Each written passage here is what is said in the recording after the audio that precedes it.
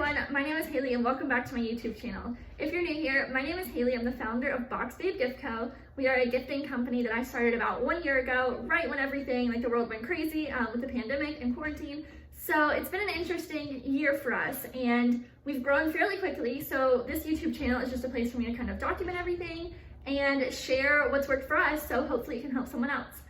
So it was also my New Year's resolution to create one new YouTube video a week.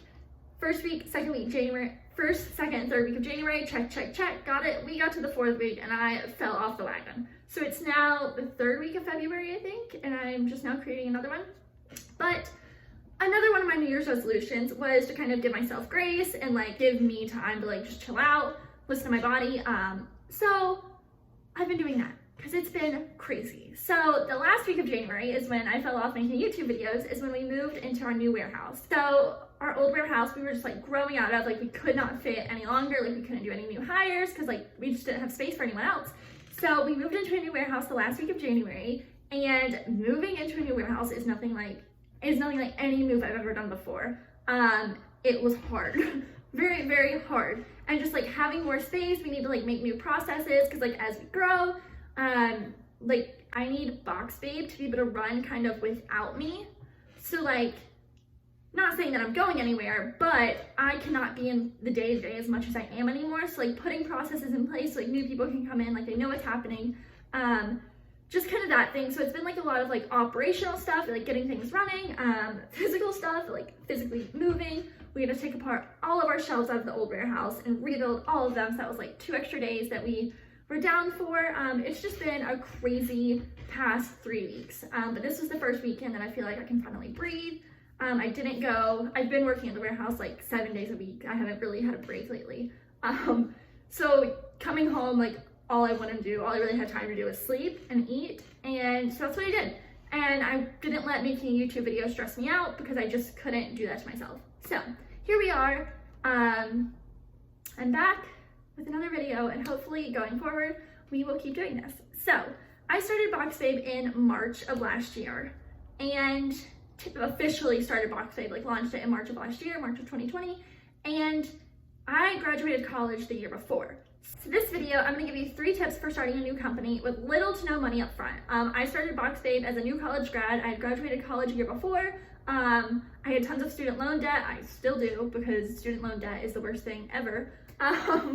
So like, I didn't have like this big chunk of money to go start a company, which I think a lot of people need to realize. Like you see these new like modern companies growing and like growing very fast and like getting into like Target and all this stuff, but like they have capital behind them. Like they have millions of dollars behind them, backing them. They are paying to acquire their customers. So starting a handmade company, starting a small business, it's gonna be different, and you can't compare yourself to anyone because everyone starts out differently. And I think that's very important to realize. But I do think it is important to know money should not be something that holds you back from starting a company, because I truly believe that anyone can do it.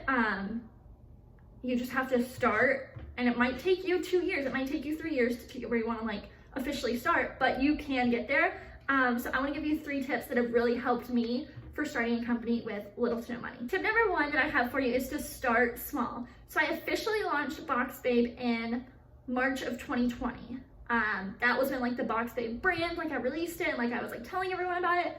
But 6 months prior to that, I was on Etsy making whatever I could out of my apartment to make $1. So I was making like at Christmas, I made ornaments. At Christmas, I made stocking tags where I literally bought stocking tags and wrote people's name on them. And sold them on Etsy. And I think that year I made like, I ended up making like almost 2,000 tags, and like $4 a piece. I mean, that was like 10 grand right at Christmas. I'm gonna tell you a trick. I bought them on Amazon. Like I literally bought them on Amazon, put people's names on them, and sold them. Personalized Christmas tags. One item, that was the only item I had in my Etsy shop. One item, stocking tags. I just made those, pumped them out of my apartment, brought money in. So start small. Like you might not be able to launch your big idea, like what you want to launch immediately. You might have to babysit, you might have to DoorDash, like whatever it is that you can find that you slightly enjoy, that you can use your free time to do, you might have to do that. I was working my 9 to 5. I would work 9 to 5, come home, make stocking tags or like whatever I was selling on Etsy. I think at one point I was selling like personalized Halloween buckets. Yeah, but you know, it brought in money. And then on the weekends I would go babysit. So my time was filled up, but I had that income. So like, let's say you have $20 extra, like buy whatever for $20, sell 3 of it.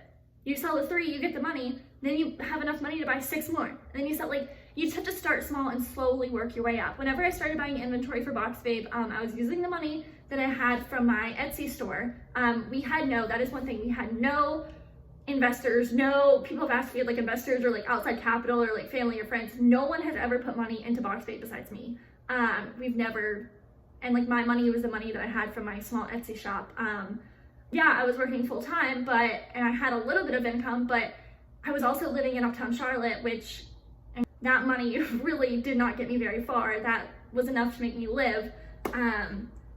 So the money that I used to start Box Babe was the money from my Etsy store, and I just slowly saved it away. And then when it was time to buy inventory for Box Babe, I would literally buy the very, very minimum that suppliers would let me buy. If their minimum was $100, I would spend $100. I was not buy a penny more. I remember buying bath bombs and their minimum was $200, and that was the most that I had ever spent on like a minimum for an order. And I was like, oh my goodness, I was like, I am crazy. I just bought $200 worth of bath bombs. Like, truly thought that I was ridiculous, and now we're spending like thousands of dollars a week on bath bombs. So you just have to start small. Like, you have to do the minimums. Like, I would buy 5 or 6 of everything that we needed, like inventory wise, and then I would sell it. Once that sold, I'd go back and I might buy 10 or 12, and then I'd sell it, and then buy 15, 16, and we still do that to this day. We're not buying thousands and thousands of everything. We're buying what we need for the next 2 weeks, and then once that money comes back in, we're putting it back into the company. Start small, think big, but act small. And that's one thing that I think is very important. So my second tip is to reinvest all money back into the business. So if you are starting a business to get rich quick or to like go on a vacation, it's not gonna work. Like, okay, if you wanna start your business, like I'm gonna sell X, Y, and Z to be able to go to Mexico in next year, and then you're gonna stop the business, that's great because you accomplished your goal. But if you want your business to go far and like grow, you need to put the money back into the business. Like, I pay myself enough to get by, to pretty much live. I'm not paying myself like a lavish salary. All the money that we get in goes back into the business, whether it's inventory, supplies, like anything we need to help us grow, it goes back in there. I think it's really important, like, to be smart about it, because like, yes, I could go out and buy a new vlogging camera right now for YouTube, but I'm not going to, because that's like not a smart investment back into the business. Like, yeah, it'd be a write-off because it's for work, but that's not a smart use of it. Like, a smarter use is to buy new inventory so we can buy new boxes. So you just have to like, and that's one thing that I struggle with, is like making the decisions on like what to buy and what not to buy, and when to spend and when not to spend.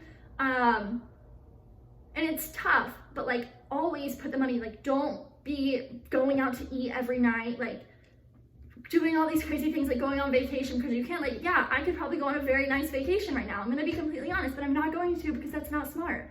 Like, next month something could happen and I could have to buy like X amount of inventory, or like our machine could break, so I might have to buy a new machine. Like, you have to be smart, and you have to put it all back into the business. I hope that makes sense. It makes sense in my head. It's like a very delicate balance of like putting it back into the business, saving, knowing when to push, knowing when to pull, which is something I feel like you'll just kind of learn. But I think that's a lot of people are like, oh, we made $1,000 this week. Yay, I could pay myself $800. No, you can't.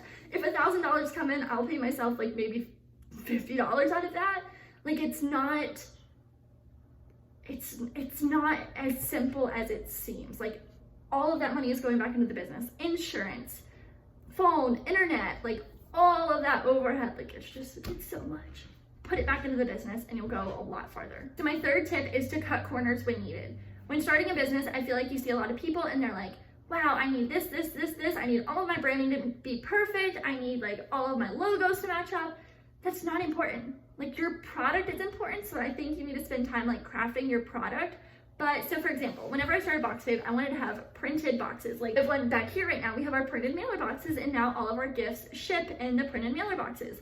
Well, whenever I started Box Babe in March of last year, March of 2020, we packaged, I don't think I have one, everything in like gift boxes and tied them all with like twine, and then like put a gift message with it.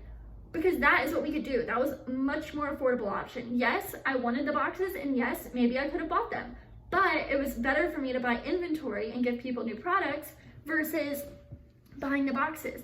So we did not actually end up switching to the printed boxes until August of 2020. That is when we switched to putting our Build-A boxes in those. And then I think in October, we switched to putting everything in those boxes. So it took a solid 6 months before we even transitioned into boxes, which is what we were. We were a box company. Like, I wanted to do that in the beginning, but it just financially wasn't smart.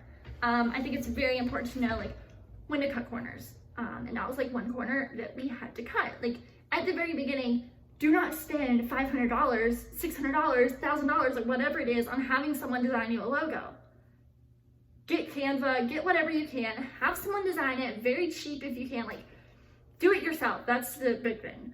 Maybe you don't have a design background. That's okay. There's so many websites where you can just like do it yourself, and just get up and running. The faster you can get up and running, the faster you're gonna get money in the door, the faster you're gonna be able to pay someone a good chunk to design a beautiful logo and beautiful branding that you're gonna love, and it's not just gonna be something that you went into debt for. Like, that's why I think so many people spend their first like 6 months prepping for a business, like trying to get everything lined up and like making sure their business cards are perfect and their stickers are perfect and this is this and this and this.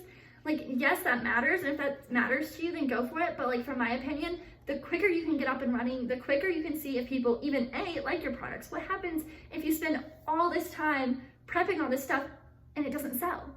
Like, then you're out like what, $3,000-$4,000 because you created this whole brand for something that's not gonna work. Like, whenever I started Box Babe, I did get stickers made. I created my own logo on I think I used Illustrator, but you can use Canva. I created my own logo. We had our logo, we had stickers. I created an insert to put in the boxes that I printed at Staples. And I did it all within like 2 days. Like, I just did it on my computer, printed it out at a local print shop. It was like $20, and we were up and running. Like, it doesn't need to be this whole extensive process. It can be just something to get you up and running, get more money in the door faster. Like I said in my second step, reinvest that money, and then you got this cycle going to where money's coming in, you're putting money back into the business, and it's just going and going and going. And that's like a propeller. I'll see what I did there. So I think that is very important. It's just like, my big thing is just like, get it out there, get your idea out there, get their opinion. Like, are they buying it? Are they not buying it? Because if they're not buying it, you might not have a good product. And I think some people need to tell people that, like, go to the next thing. You can do it. Like, it just might take some time. And they're like, wow, Box Babe, like, you grow really fast. But I have been starting online stores and shops since I was probably 14 years old. Like, it is embarrassing, some of the things I sold. Like, I'm not gonna like, okay, I sold like duct tape bags in middle school. Like, I would take duct tape and make bags out of like trash bags, and people would buy them. I would sell them like after school to kids for like 20 bucks. Yeah, it was gross. Like, it's very embarrassing thinking about it now, but it worked. It got money in my hands, like, you know, and it got me kind of to where I am now. So like, your first idea might not be a good idea. That is okay. But you're not gonna know unless you try. So those are my 3 tips for starting a business.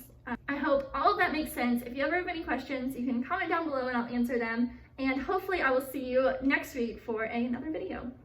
Thank you.